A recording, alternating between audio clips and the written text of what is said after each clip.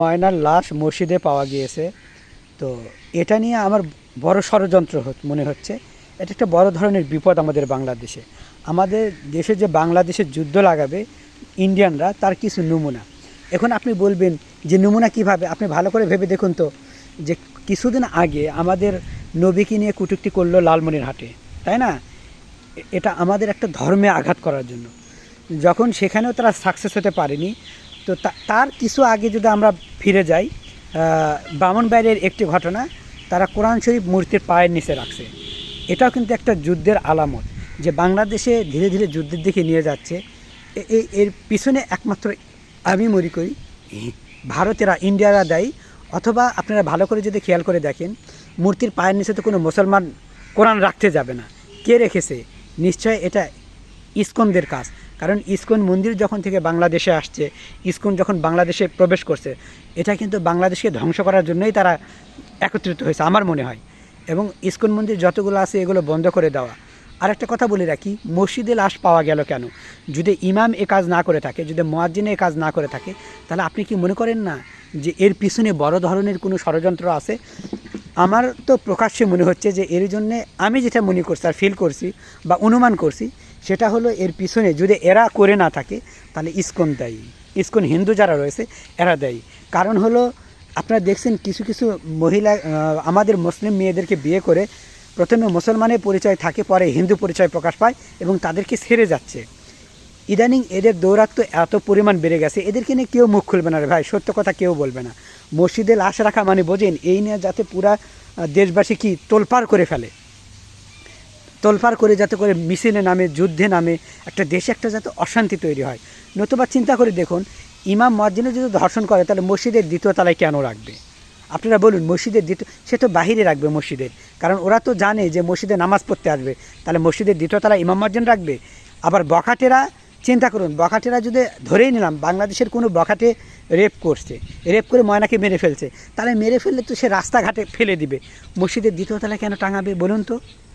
এটা আমার প্রশ্ন আর কি। ইমাম মুয়াজ্জিন যদি এই কাজ করে, তাহলে জানে যে মসজিদের লোকজন নামাজ পড়তে আসবে, তাহলে ওই মসজিদের তো আর ফাঁসি দিয়ে রাখবে না, ওরা মসজিদের বাইরে ফেলে দিবে, হয়তো পুকুরে ফেলে দিতে, জঙ্গলে ফেলে দিতে পারে রাতের আধারে। দ্বিতীয় কথা, কোনো বখাটেও যদি এ কাজ করে থাকে, তবু তো তারা মসজিদের দ্বিতীয় তলায় নিয়ে যে ওই টাঙিয়ে রাখবে না, নিশ্চয় এটাকে জঙ্গলে, রাস্তায় কোনো এক ডোবায় ফেলে দিবে, রাইট? তাহলে মসজিদে দেওয়ার কারণ কি? কারণ হলো, আমার মনে হয় এর পিছনে ইসকন হিন্দু যারা আছে কি, ইন্ডিয়া, এদের হাত আছে। কারণ হলো, এরা যদি এই হাত না করে থাকে, মসজিদের সাথে সম্পৃক্ত কেন হবে? মানে ময়নাকে মেরে মসজিদে কেন রাখলো আপনারা বলুন?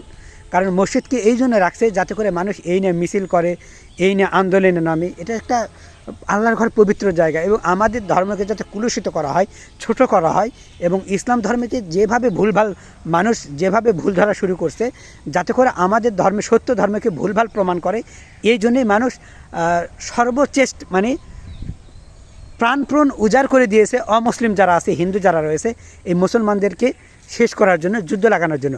বাংলাদেশে যুদ্ধ করবেই কিন্তু এই ভারত। এই জন্য আমি মনে করি হিন্দু ইসকন যে হিন্দু আছে এরা দায়ী।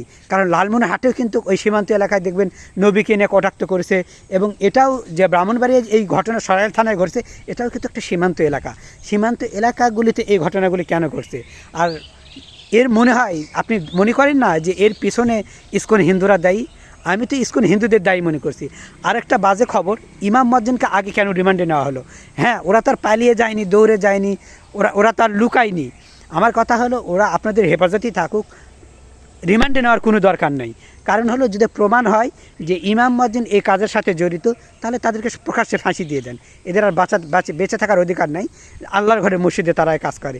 ইমাম মুয়াজ্জিন কিন্তু ফেরেশতা নয়, তারা কিন্তু আমার আপনার মতো মানুষ। এটা যদি তারা করে থাকে, আমার প্রশ্ন হলো, যদি তারা করে না থাকে, তাহলে আপনারা যে এই যে রিমান্ডে নিলেন, রিমান্ড নিয়ে কি বোঝাতে চাইলেন বলেন?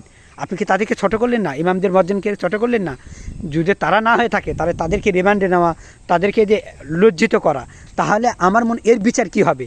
যারা তাদের রিমান্ডে নিয়েছে, যদি এরা এর সাথে জড়িত না হয়, তাহলে আপনাদের কি বিচার হবে, এটা আমি জানতে চাই। আর মসজিদে লাশ রাখা, আমি মনে করি যে প্রতিটা মসজিদে এখন থেকে রাতের তালা দেওয়া, মনে হয় খুলে উন্মুক্ত না রাখা, এবং যদি পারেন আপনারা সিসি ক্যামেরার ব্যবস্থা করে রাখেন। কারণ কোথাও আর মানুষ নিরাপদ নয়। আর এই ময়নার মায়েরও আমার যথেষ্ট মনে হয় যে ময়নার মায়েরও কিছুটা দোষ আছে। আপনি এখন বলবেন তুমি ময়নার মায়ের কেমন করে দোষ পেলে আর কি। আমার কথা হলো দেখুন, আপনি আসিয়াকে যেভাবে ধর্ষণ করছে ছোট্ট একটা মেয়েকে, আমার মনে হয় প্রতিটা মায়েদের উচিত মেয়েদেরকে একা না ছাড়া, চোখে চোখে রাখা। যাই হোক, আমার আর বলতে ভালো লাগছে না।